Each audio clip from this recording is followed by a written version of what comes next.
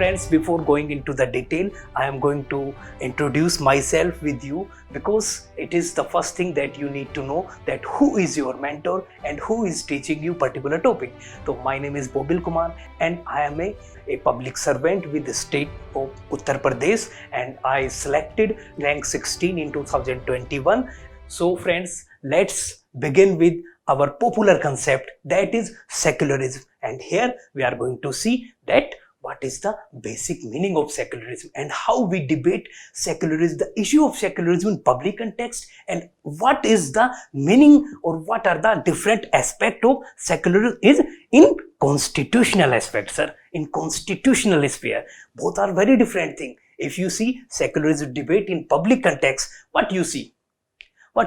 You see that when secularism comes in your mind, what you think? It is related to religion. The basic thing that comes in mind, it is related to religion. Secularism is something like we are treating every religion equality, or we are giving respect to every religion in equal manner. This is the debate. Or if you see in public debates today, concept of secularism every day in newspaper.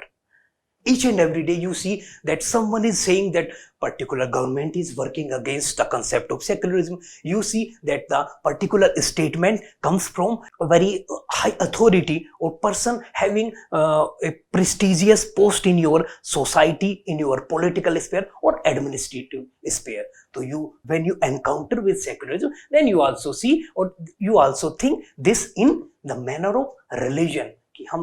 We are discussing secularism in religious perspective. But what constitution say about secularism and what are the conception of secularism within Indian constitution? So both are different things, sir. When you are seeing it in public context, this is different, and when you are seeing it in constitutional aspect or constitutional context, it is different, sir. Now we are going to see that how it is different. So this topic basically comes in your NCERT class 11th, and you can see the chapter 8 is related to secularism.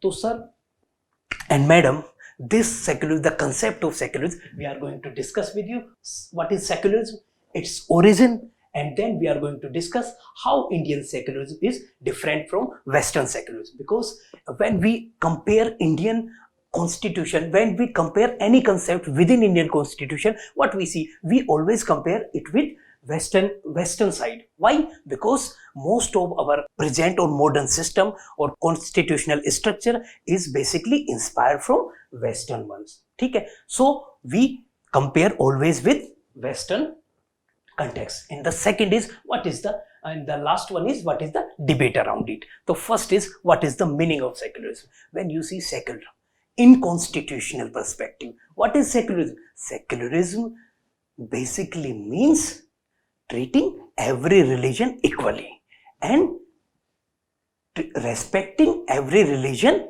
in equal manner. This is the basic meaning. But you see, in constitution, the secular word was introduced. You see, the secular word was introduced. So we were discussing secularism in constitutional perspective. So what is the meaning of secularism in constitution? You see, the word secular, it was introduced by 42nd Constitutional Amendment Act. 42nd Constitutional Amendment Act. So you see, this word was introduced by 42nd Constitutional Amendment Act in 1976. In 1976, one word was introduced by 42nd Constitutional Amendment. So what does it mean? Was India a secular country before 1976 or not? The word secular was introduced in your preamble by 42nd Constitutional Amendment Act. But was India a secular country before this? Was Indian Constitution was aligned with the ideology of secularism before that? Yes, sir. But why then this word was introduced? And what were the different provisions within Indian Constitution that were aligned or that are aligned with the ideology of secularism?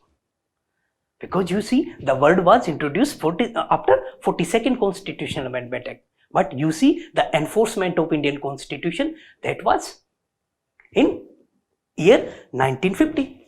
So you can see the difference. That now we are going to see what were the basic, or what are the basic provision that relates with the ideology of secularism within Indian Constitution.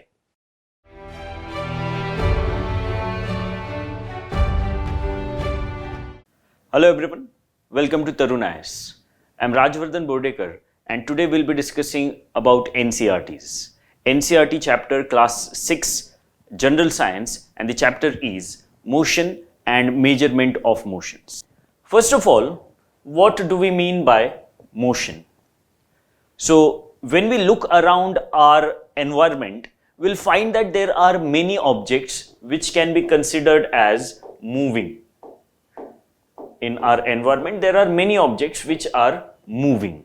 For example, let's say moving car. Let's say butterflies which are moving from one flower to another.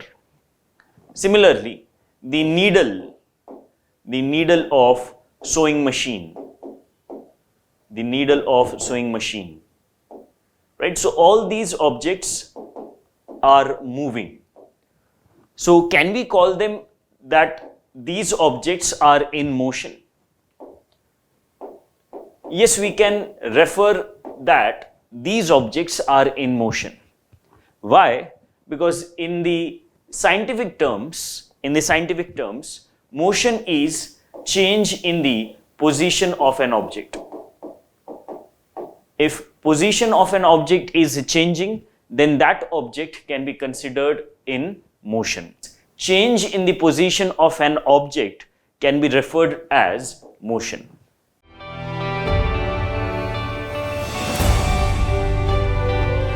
We all know, and we are all well aware that Mr. Amitabh Bachchan's personality has been used by several mimicry artists and several other performing artists to gain popularity. And therefore, the court had passed this order.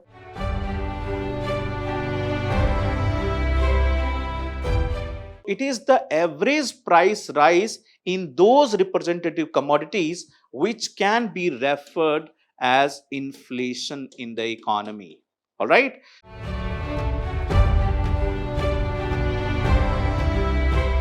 Now, having a long history of deprivation, discrimination does play a lot of part in our present times. So when we say present times, with respect to our studies here, we say colonial history. We say that the colonial time period, that is when the Britishers started coming up.